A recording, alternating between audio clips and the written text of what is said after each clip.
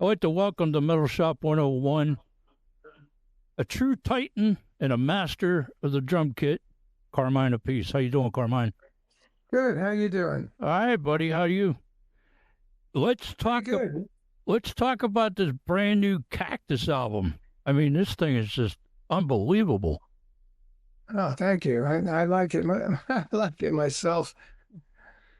Mm, I mean, It was, you got some heavy hitters on this.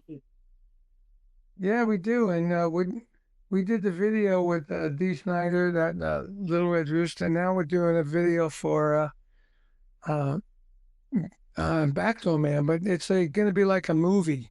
Oh, You okay. know? It's going to be you can see some playing, but you get to hear the song and actually see it being acted out with AI, all with AI. It's unbelievable. Right. Well, let me ask you this. I mean, since you mentioned AI, I mean, how do you feel about AI in the music business?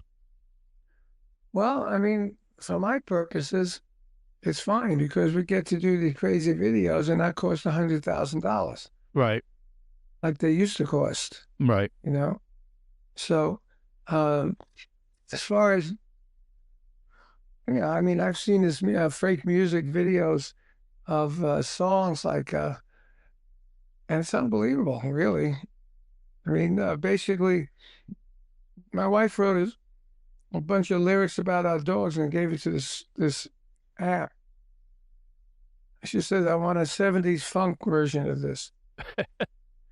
5 minutes later, it comes out with horns and funky singing, background vocals. It Right. was great. Yeah. It was amazing.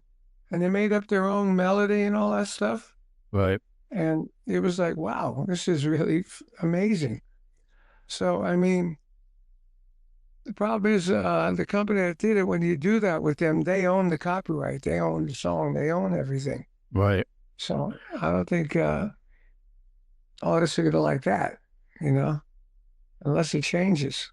Right. But the way we're doing it here, I mean, my guy that does the videos, he's done other videos and they're unbelievable. And they're like movies, and they're fun to watch. Right. I mean, that video for Little Red Rooster is absolutely awesome. I And mean, that was all AI, all the Dee Snider driving right.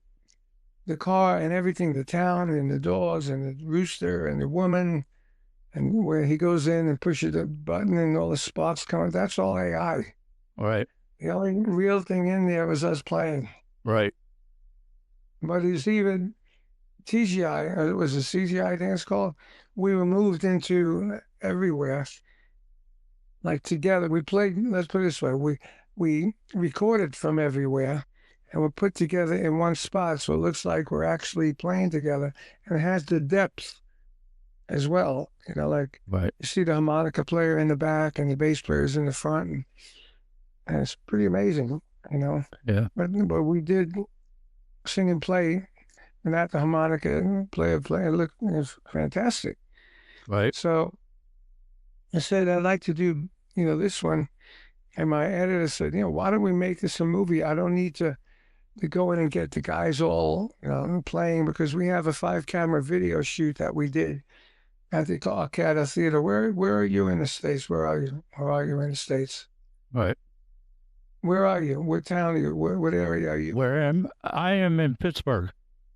Okay, so we did a charity gig, which I just got a certificate from telling it to Towers. We gave them a lot of money from this charity gig, and we shot a 5-camera video shoot of the whole show. Oh wow. We had Billy Sheehan, we had Bumblefoot, we had Pat Travis, Tony Franklin.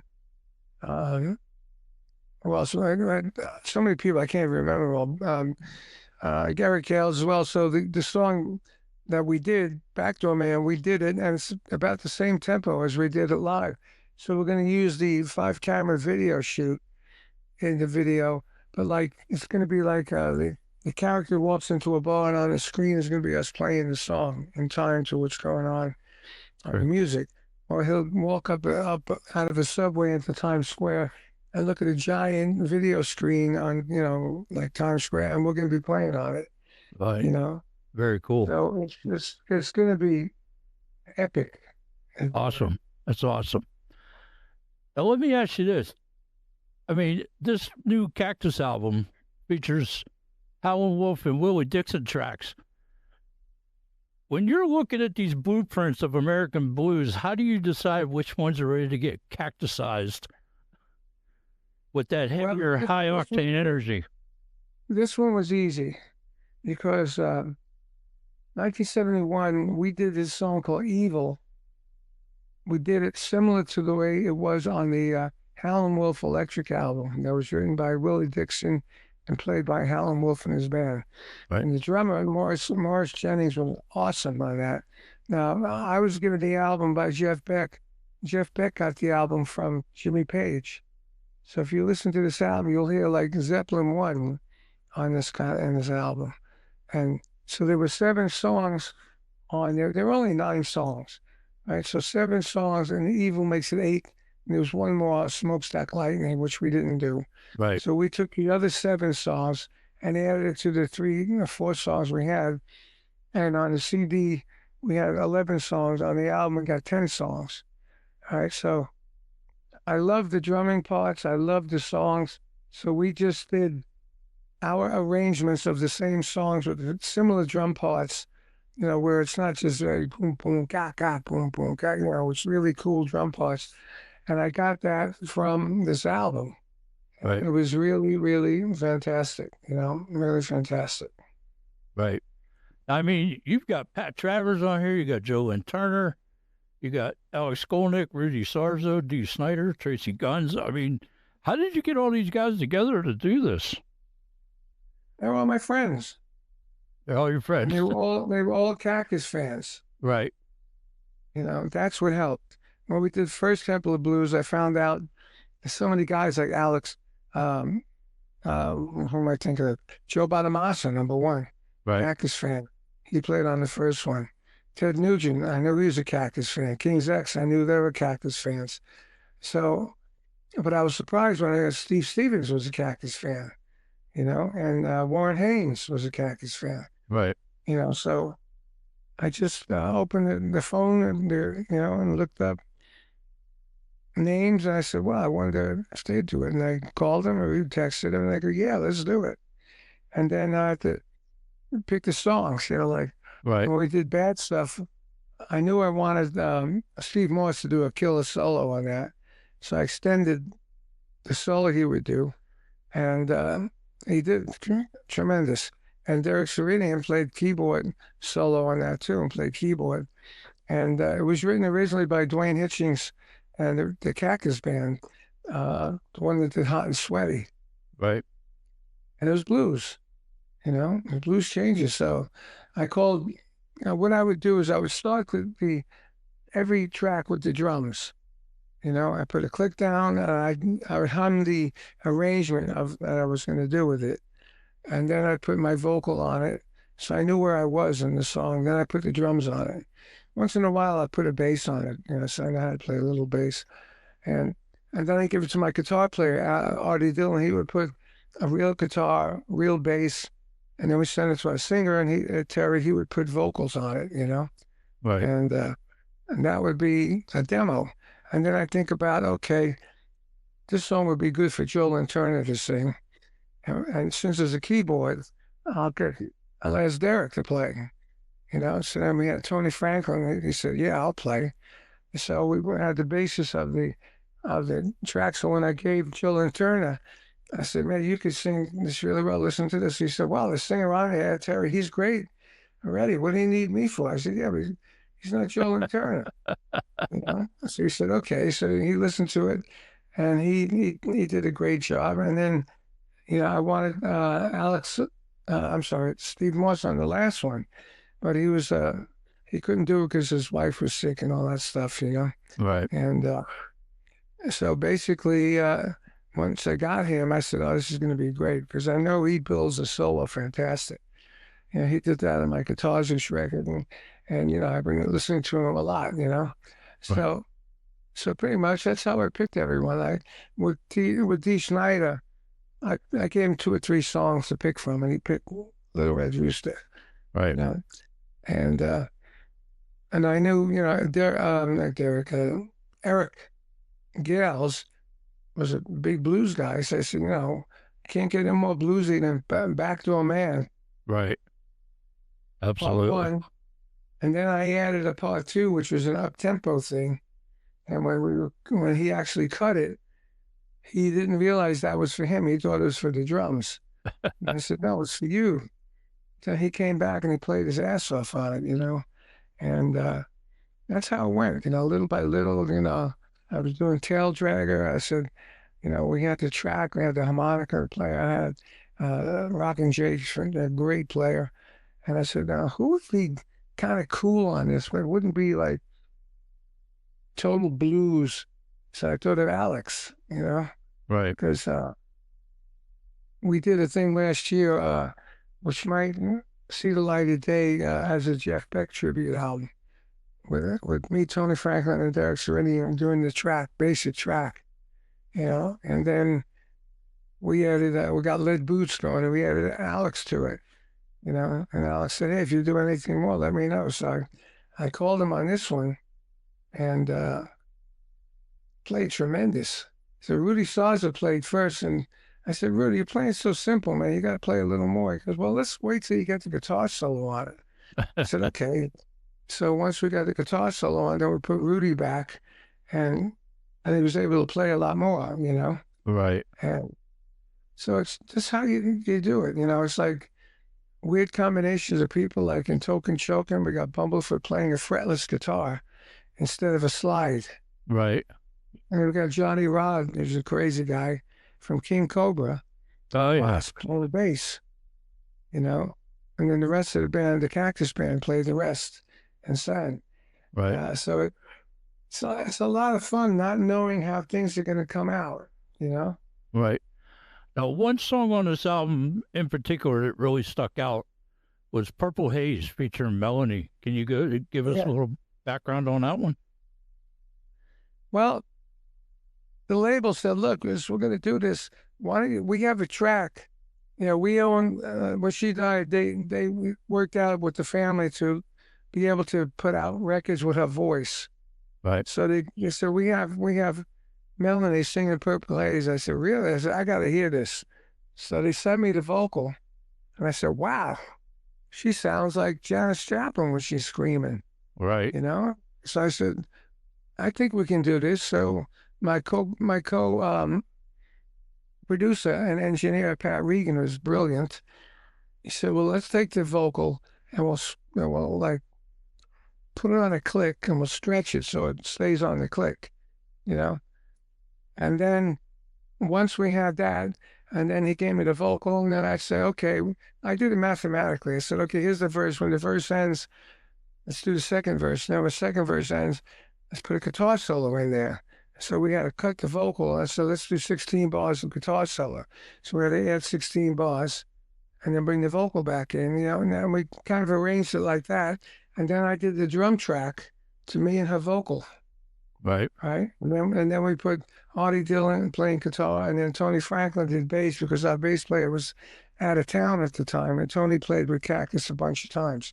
So we put him on, and it sounded freaking killer, Yep. And then Pat Regan mixed it, and it sounded even better. Yeah. Because, it is definitely a different style version, but it's also absolutely incredible. Yeah, I always say when I'm doing the interview, it's a long way from the roller skate song. Right. It kicks ass, and it kicks ass. Oh, yeah. Absolutely, it does. As soon as I got the album, that was like one of the songs that kind of jumps out at you because, you have all these great blues tunes, and then Purple Haze jumps out, and it's like, whoa, wait a minute. Blues, it's blues, Purple Haze, really. Right. That's all he played was blues. Psychedelic blues is what he did. Right. Is there any plans to do any shows for this album coming up?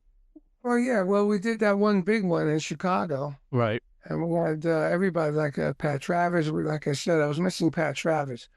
Pat Travers, Bumblefoot, Eric Gales, Tony Franklin, Billy Sheehan, Duck Pinnick, and the rest of Cactus, Artie Dillon, James Caputo, and our singer Ed Terry. At one point, we had Ed Terry singing with Doug Pinnick. It was fantastic, Right. And so we're gonna do some more stuff. I think in July. Okay. And we'll see who's available. Right. There might not be as many. It might be just Cactus and Pat Travers and Bumblefoot, or Cactus and Pat Travers and Billy Sheehan, or something like that. Right. Very cool. But we're going to do a lot of these on the show. We did a lot of these songs. Right. And we might use Eric Gales too, because he's up for doing it. Right. Very awesome. Now, you've been on the forefront of heavy drumming for like nearly 6 decades. Yeah. When you sit down to track songs like Bad Stuff, 300 Pounds of Joy today, how has your physical approach to the kit changed compared to the first Cactus sessions in the 70s? Well, it was, in the 70s, I overplayed a lot. Because I had the energy about the yin yang. But Right. on this album, I was really copying this Morris Jennings stuff, but staying in the groove and doing my own thing with it. Right. Like yesterday, I just finished a track that's going on, the Metal Odyssey by William Shatner. Oh, wow. And I did Crazy Train. Oh, wow. And that was weird. But, I had my buddy, one of my techs watching me do it, and he said, for a guy your age, it's unbelievable that you play like that. Right. I said, thank you, But I look at, when I was 27, like with BBA, I was a freaking animal. I'm singing and playing all this crazy stuff while I'm singing. Right. Now my voice is all, I sound like a mafia guy now, Okay. I had to go in the last bedroom because of them. Right. Usually I go in my studio, but right. I got to get ready to go. I'm leaving in an hour to go to Chicago to play with my Rod show. Oh, okay. Well, I got to sing. Rob Cardle is the singer of my Rod show, and he sang on the gig because Dee Snider was going to do it, and then he retired. Right. So he has like a growly voice, so he sang the Dee Snider songs. And he sounds just like Rod when he wants, and he looks like Rod. I said to him, don't look like Rod on this show. Don't have the haircut, and I don't wear a hat and everything. But he was the MC. He did an amazing job MCing it, Right. Usually I MC from the drums and with my singer, but I wanted someone else. So he came out. He was like the master of ceremonies. He's really great. And he sang on Feel So Good. Okay. Which it depends on which. Did you get Feel So Good? That's the 11th song. Yeah, I have it. Okay. Now that's a wild version. Yeah. And that was a Cactus song, right? From the 1970 album. Right. And I did my drum solo on that. And I didn't want to really do a drum solo on a record anymore. I've done so many drum solos on a record. Right.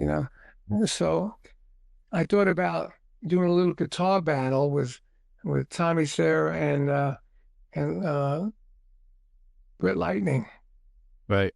Right. And then I went into this crazy bit that I wanted it to be kind of like the middle part of A Whole Lot of Love.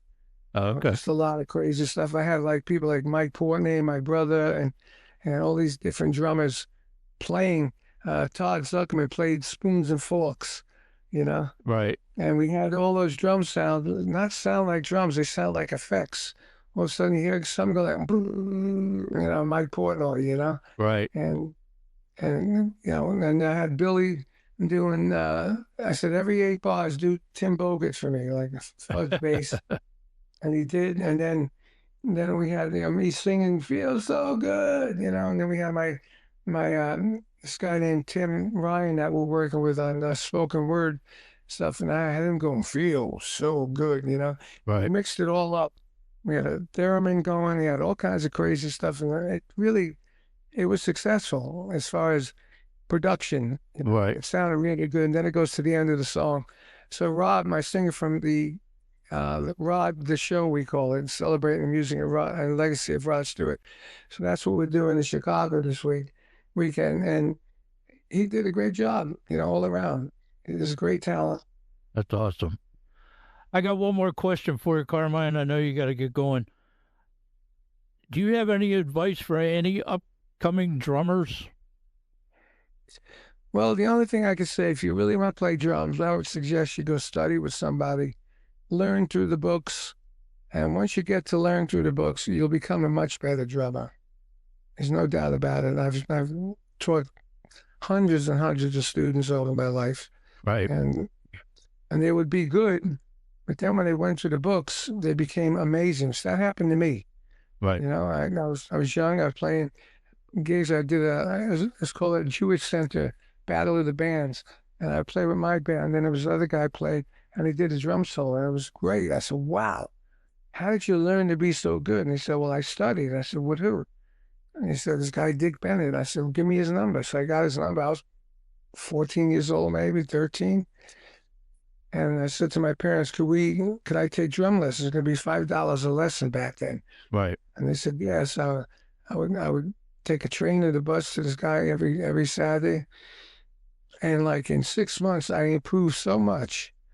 I couldn't believe it. Right. I really improved. And I kept going until after like 4 years of playing with him, I was doing like 8 years of work.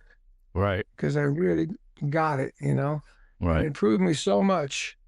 And that's whenever I had a drum studio in Long Island, and Bobby Rondinelli went there, Joe Franco went there. Bobby played with Rainbow and Black Sabbath and all that stuff. And he's one of my students, Right. And he plays just like me, but a little faster now because he's younger. That's awesome. But, that's the way to get better.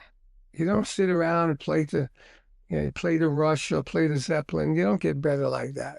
Right. You get better by learning really how to play with your hands, and look at great drummers. Sure, cop stuff from them, but learn musically how to read music and all the basics of drumming. And I guarantee you'll be better. And that's the whole key. You want to play an instrument to get to be the best you can. Right. Unless you just play to be you want to be a rock star. You just play enough to be playing in a band. You want to be a rock star, which is very, very difficult today. Right. If you notice all the bands that are making it, nobody's 19 years old no more. No, they're not. They're all in the mid-30s. Yep. Because they're spending their whole 20s touring in vans and posting stuff on YouTube all these years and blah, blah, blah, and maybe they get a break and something breaks on, on YouTube or on, whatever, Facebook or one of these Instagrams, and then everybody starts taking notice. I mean, there's bands I go see with my friend up the street. His sons are, 20, 21 years old, and they know all these bands. I never heard of them. Right. But you go see them, and they're like 10,000 people. Right. I mean, I don't know. How do you hear new bands? What's that? How do you hear new bands? People send in their music here to me, to the studio, and via email or EPK or whatever, and there must be hundreds of them. There is. It's crazy. How do you listen? Who listens to it? You listen to everyone? I try. Yeah, I'm a one-man show, so I try. I mean, people say, well, what new bands you listen to? I said, I don't know. Right. I don't sit around and look at YouTube all day. Right. I'm living my life. Right. That's the thing. Driving a car. Right. Hear new bands on the radio. Right. Even you go on Sirius Radio. There's no station. There should be a station of brand new rock. Right. Absolutely. I agree. But right now, even if you listen to the heavy, deep tracks, I did a thing for them on deep track, or Ozzy, I did a thing for them. But what do you hear? You hear the same stuff over and over. Right. Exactly. Once in a while, if you're going to hear new stuff, you don't know when you're going to hear new stuff. Right. Right. And I used to hear new stuff all the time on the radio. Well, that's the thing with my show, Metal Shop 101. I try to keep it true to you know, the underground artists, the independent artists, you know, that are up and coming, because what people such as yourself, artists as yourself, have paved the way for these new bands. And Yeah. there's a lot of great bands out there that are up and coming and don't get heard. And that's why I do what I do, because, Right. you know, got to get it heard somehow. It's unbelievable. I mean, somebody like I went to see Shinedown with Papa Roach with my friends, you know, my friends and sons. They're all raving about Shinedown. Wow, Shinedown. I never heard Shinedown, you know. Right. I heard the name. I never heard them. Right. I know Papa Roach. You know, I don't know their music that much. When I seen them, Papa Roach blew Shinedown right off the stage. Oh, I'm sure. Yes. I'm sure. And I went to iTunes or some. I don't do Spotify and all that stuff because they're ripping us musicians off so bad. Oh yeah. Yeah, I don't do that. So I bought 10 songs of theirs. Right. And I love them. I love those guys. They're fantastic. Yep. You know, I know they're not new, but you know, they're new to me because I never really got into them. Right. But they are really good. I know they've been around, what, 15, 20 years? Yeah, something like that. But they are awesome. But, you know, I see all these bands that they have masks on, you know, and you don't know what their names are, you know, who they are. They wear masks and they play. There's one thing called sleep talking. Is that it? Sleep talking? Sleep Token. Sleep Token. I listen to them. You know what they remind me of? What's that? Vanilla Fudge. Oh yeah. Soft passages, loud. Yeah. Soft, loud. Is there They probably never even heard Vanilla Fudge. Right. Is there any possible chances for anything coming with Vanilla Fudge or anything? Yeah, we just did 10 days, 5 shows on the Northeast. We did really great. Next Saturday we're playing down here in Florida in Boca Raton. Oh, okay. In the fall we got another 3-4 games. You know, and the guys are old. You know, we're all old. We're not. You know, I'm busy with other stuff. Right. You know, like for me, I have fun playing with Vanilla Fudge. Right. You know, financially, playing with my rod show is better because every song's a hit. Right. And I was involved in those songs. Right. You know, so I'm playing those songs, and you know, I've been playing Vanilla Fudge for 60 years. Yeah. You know, I haven't played the rod stuff until a year and a half ago when I started this thing. Right. You know, and I love playing it. You know, we do. You keep me hanging on the way we did it with Rod, and the audiences go nuts. Oh, I'm sure. And you know, we do Holidays and Sexy and You're in My Heart and Infatuation, all these songs that I was involved in, you know. And I tell stories with the people get ready. I tell stories about it, you know, and it's a lot of fun. It's really a show, you know. Right. We take theaters and we got production, and it's really nice. You know, Vanilla Fudge is you go out with the band, you got one roadie, sell a bunch of merch, and, you know, it's got its problems, you know. Right. But we still do it. And, you know, we do maybe 10 shows a year. Right. You know? Well, that's the thing. I mean, you guys are legends, and you know, a lot of the people, a lot of this generation doesn't know, you know, who Vanilla Fudge is or anything like that. No. You know, That's right. They'll wear the T-shirts because it's a cool name, or you know, and it cracks me up to see these like little kids running around with all these rock T-shirts on, and it's like, okay, name 5 songs. Yeah. So, but yeah, so I mean, I do what I do, and I go. You know, if I go with my friends if they see a new band, they show me these drummers. Their drummers are good.